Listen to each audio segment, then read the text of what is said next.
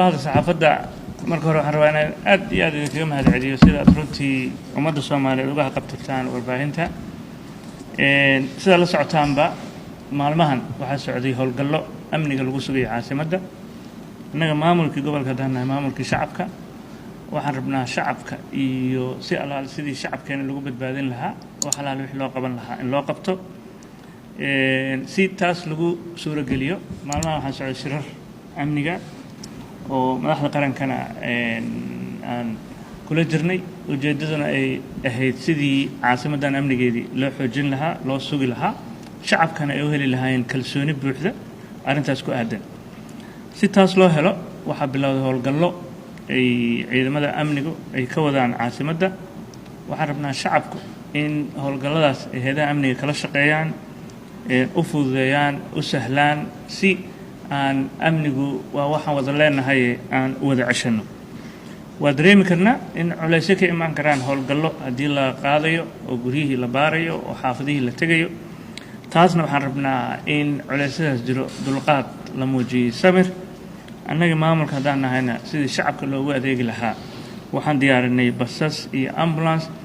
iyo wax alaale wixii lagu taageeri lahaa shacabka gaar ahaan shacabkeena tabaalaysan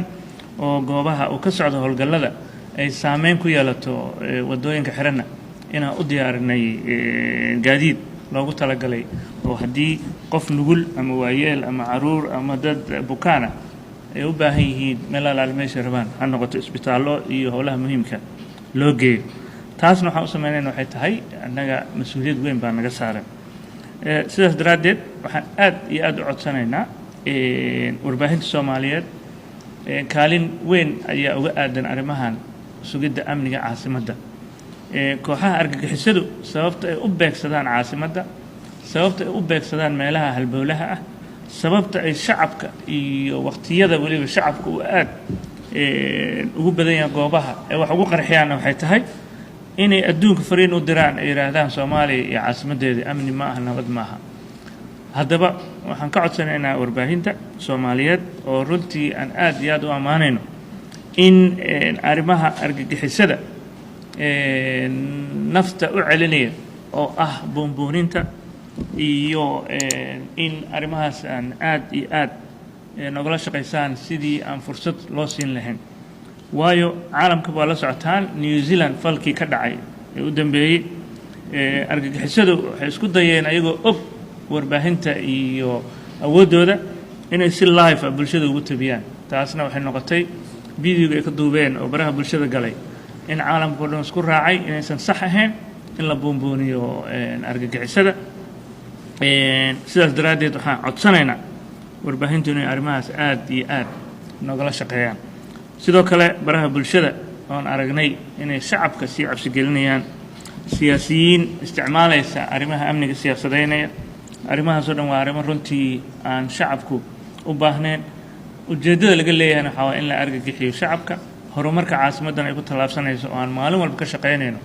sidii aan wadooyinka u dhisi lahayn sidii ganacsiga aan ugu sahli lahayn inay horumarkooda sameeyaan sidii iskuuladii lacag la'aan looga dhigi lahaa isbitaaladii arrimahaas oo dhan horumarka caasimadda ka socoto ayay ka soo horjeedaan kooxuhu argagixisada sidaas daraaddeed waxaan rabnaa in arrimahaas sidaas loo fahmo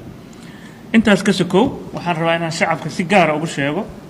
shirarka amniga aan ka qayb galayay muddada 10 sano aan joogayna runtii madaxweyne Farmaajo iyo ra'iisul wasaare Khayre sida ay